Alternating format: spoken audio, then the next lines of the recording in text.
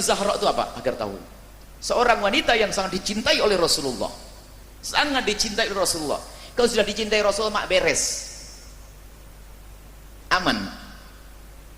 Tentu ada sebab dong, ada bukti bagaimana seorang wanita yang sangat dicintai oleh Rasulullah. Suatu ketika sebelum Rasulullah wafat, Siti Fatimah pernah dibisiki oleh Rasulullah. Setelah dibisiki menangis dengan tangis yang sangat, ditarik lagi oleh Rasulullah. Dibisiki yang kedua, dan bisikan yang kedua itu Siti Fatimah tersenyum. Siti Aisyah yang melihat itu aneh, orang baru nangis kok ketawa, ada apa? Fatimah, kenapa? Apa yang dikatakan oleh Rasulullah? Kamu tadi nangis, tapi kok sekarang sudah ketawa? Kata Siti Fatimah Zahra, ini rahasia antara aku dengan ayahku. Wah, pakai rahasia. Baik, Siti Fatimah, Siti Aisyah tidak berani bertanya lagi. Baru setelah Rasulullah wafat, Siti Fatimah bercerita kepada Siti Aisyah, apa yang kau tanyakan waktu itu, aku baru berani bercerita setelah Rasulullah wafat. Memangnya kenapa? Karena waktu itu Rasulullah bercerita tentang kalau beliau akan wafat, maka aku tidak berani menceritakan selagi Rasulullah belum wafat. Gimana ceritanya? Kok kamu bisa menangis kemudian kamu tertawa? Waktu Rasulullah membisikkan ke telingaku yang pertama, Rasulullah berkata, Fatimah, sebentar lagi aku akan diambil oleh Allah, akan dicabut nyawaku, aku akan kembali kepada Allah. Aku tidak mampu mendengar ungkapan tersebut karena aku merasakan setelah itu aku akan berpisah dengan ayahandaku yang tercinta. Maka aku menangis.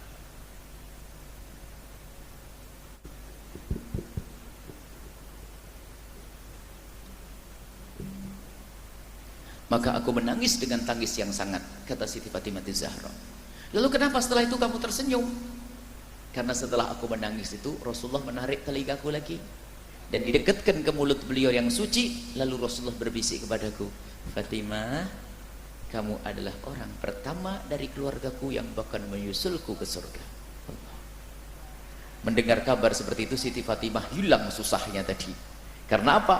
Memang Rasulullah akan wafat, tapi tidak lama beliau orang pertama yang bakal menyusul. Dan setelah Rasulullah wafat, hidup Siti Fatimah hanya menanti waktu yang dijanjikan oleh ayahandanya. Allah, kok seperti itu bagaimana? Sampai Siti Fatimah itu adalah subhanallah, Rasulullah mencintai betul-betul sampai mengatakan, yang menyakiti Fatimah menyakitiku. Dijamin begitu, yang menyakiti Fatimah menyakitiku, yang mencintainya akan mencintaiku. Kenapa? Siti Fatimah punya akhlak yang mulia. Di antaranya ini kisahnya. Siti Fatimah Zahra itu pernah suatu ketika, ini pelajaran untuk kita semuanya. Suatu ketika berada di depan, sampai di rumah beliau ada mayat yang lewat, ada jenazah. Tiba-tiba di saat jenazah itu lewat, Siti Fatimah menangis. Di sampingnya adalah Asma binti Umaysh, adalah janda suami istri daripada Ja'far At-Tayyar. Asma binti Umaysh itu yang membantu di rumahnya Siti Fatimah Zahra. Ada mayat lewat, tiba-tiba Siti Fatimah menangis. Dan di saat menangis, Asma bertanya, ya putri Rasulullah, kenapa engkau menangis? Ada apa? Ada apa dengan mayat itu? Siti Fatimah berkata, aku nanti kalau mati aku akan dibawa seperti itu. Ya tentu, semua orang mati akan dibawa ke kubur seperti itu. Itulah yang membuat aku menangis. Alangkah malunya aku. Kenapa? Semua orang akan dibawa di atas kepala manusia. Orang kalau mati akan dipanggul seperti itu dan dibawa ke kubur. Alangkah malunya aku. Kenapa? Karena dulu itu kalau orang meninggal dunia itu tidak pakai keranda ditutup, hanya dipanggul di atas kepala orang, dibawa ke kubur gitu. Alangkah malunya aku nanti kalau aku mati akan dibawa ke kubur seperti itu, akan terlihat lekuk tubuhku. Allah, lekuk tubuhnya setelah meninggal dipikirin oleh putri Rasulullah SAW.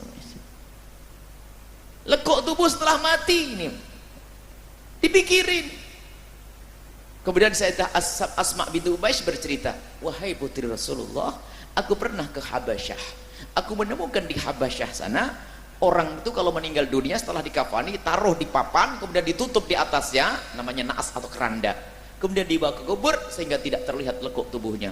Setelah itu mendengar seperti itu, Siti Fatimah kayak mendapatkan duit banyak. Kalau kayak kita ini, kita dapat duit banyak, senang bergembira Siti Fatimah dan berkata, Asma, tolong aku berwasiat kepadamu, suatu ketika kalau aku mati, tolong buatkan aku keranda seperti itu biar tidak terlihat lekuk tubuhku. Itu wasiat yang pertama. Dan wasiatku yang kedua adalah, tolong kubur aku di malam hari biar tidak ada laki-laki yang melihatku. Allah, Rasa malunya ini yang luar biasa. Ngaku pecinta Nabi Muhammad, senang sholawatan, masih hidup, lekuk tubuhnya dipamerin. Kira-kira gimana itu? Pantas atau tidak? Kan begitu. Ini lekuk tubuhnya setelah wafat masih dipikirin. Dan sungguh Nabi Muhammad pendidik Siti Fatimah Zahra. Sampai suatu ketika Imam Ali bin Abi Thalib pernah ditanya di antara sahabat-sahabat, wanita yang paling baik itu kayak apa? Jadi kita bicara dengan Siti Fatimah Zahra semuanya. Amin. Tinggal ngamini saja kok berat. Amin. Siti Fatimah Zahra. Nah, punya rasa malu tinggi, lihat. Suatu ketika sahabat Nabi ditanya, wanita yang paling bagus seperti apa? Ada yang ngomong ahli sholat, ahli ini, ahli ini. Imam Ali bingung, apa ya? Tidak menjawab sampai pulang. Setelah pulang ketemu Siti Fatimah di rumah beliau. Dan memang wanita mulia kayak Siti Fatimah Zahra itu, ibu, ini. Kalau suaminya pulang yang ditanyakan apa? Ya Imam Ali, wahai Ali, suamiku, apa yang kamu dapat? Ilmu apa yang kamu dapat dari Rasulullah? Jadi pertanyaan hebat. Bukan dapat duit berapa? Ilmu apa yang kamu dapat dari Rasulullah? Diceritakan, dan memang seperti itu. Bapak-bapak kalau pulang ngaji itu punya istri itu kan enak cerita ilmu. Imam Ali menjawab, aku dapat ilmu begini-begini. Cuman ada pertanyaan yang aku tidak bisa menjawab. Pertanyaan apa? Rasulullah bertanya bahwasanya wanita yang paling bagus seperti apa? Siti Fatimah langsung tersenyum. Aku punya jawabannya. Apa? Dibisikkan. Senang Sayyidina Imam Ali. Karena nanti aku bakal tampil beda di hadapan Rasulullah karena aku punya jawabannya. Di esok harinya betul Imam Ali ketemu Rasulullah. Rasul nagih, mana yang tahu jawabannya? Saya ya Rasulullah. Siapa? Ali. Apa jawabannya Ali? Wanita yang paling bagus adalah wanita yang tidak pernah melihat laki-laki dan tidak dilihat laki-laki. Rasulullah tersenyum, curiga. Rasulullah ngerti dari mana ini. Siapa yang ngasih tahu? Malu Sayyidina Ali. Ya Rasulullah, tidak ada yang bisa menjawab ini kecuali orang yang mendapatkan didikan darimu, Fatimah Zahra. Maknanya tidak melihat laki-laki dan tidak dilihat laki itu gimana? Ini dijelaskan para ulama. Maksudnya tidak pernah melihat laki-laki, menjauhkan hatinya dari menghayal laki-laki yang bukan apa-apanya, bukan suaminya. Ini penyakit zaman sekarang. Sudah punya suami, pikirannya, oh hidungnya laki-laki itu, oh kumisnya, oh. Maksudnya tidak pernah lihat laki-laki wajar. Nggak mungkin begini, tidak. Tapi tidak sampai ke pikiran yang macam-macam. Sampai na'udzubillah suatu ketika ada seorang wanita datang kepada kami dan berkata, Buya gimana hukumnya? Kalau saya lagi digauli suami saya menghayalkan bintang film India, enggak tahu namanya siapa. Astagfirullahaladzim. Gimana kok bisa masuk sama pikirannya begitu itu? Ya itu loh, pikirannya, hatinya kotor. Tidak pernah melihat laki-laki dan tidak pernah dilihat. Bagaimana makna tidak pernah dilihat laki-laki? Rasa malu di dalam dirinya sangat tinggi. Dan kita menemukan wanita mulia di tahrim waktu kita belajar. Ibu, semuanya bisa mulia seperti itu. Wanita di sana itu sangat mulia. Cara hidup kebiasaan mulia. Jadi kalau ada wanita berjalan begitu, kok di belakang, kita ada di belakangnya, terdengar dia suara langkah kaki kita, berhenti. Dilirik, kalau tahu laki-laki minggir. Pantang ada laki-laki berjalan di belakangnya. Karena tidak ingin goyangnya itu diketahui oleh laki-laki. Malu. Sekarang aku pecinta Nabi, maulidnya sebulan penuh, kalau ada laki-laki malah digentak, goyang pinggungnya lebih tinggi. Mana sambung dengan Nabi SAW? Nah, ini perlu. Semuanya bisa insya Allah. Ini adalah pecinta Siti Fatimah Zahra yang tadi di padang mahsyar akan bersama golongan Siti Fatimah Zahra. Amin. Amin yang serius insya Allah. Anak-anak kita di rumah kita, gimana kita ngaku pecinta Nabi di rumah kita dan anak-anak kita jauh dari Siti Fatimah Zahra. Sampai kita ingat salah satu alim di Dimashq, seorang alim di Dimashq nasihati putrinya, wahai putriku, dan itu saya tuliskan dalam, kita punya catatan, saya juga punya wasiat kepada anak perempuan saya tulis, wahai anakku, wahai anakku, wahai anakku. Di antaranya apa? Nasihatnya dia kepada anak, wahai anakku, jadilah kau wanita mulia yang tidak pernah dihinakan kaum laki-laki.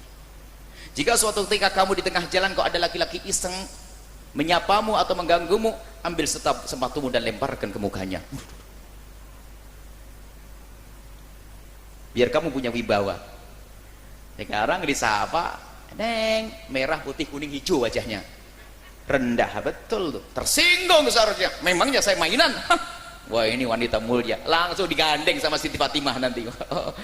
Oh, ini baru disanjung sekali saja, olehnya 4 kali. Oh, enggak panggil lagi.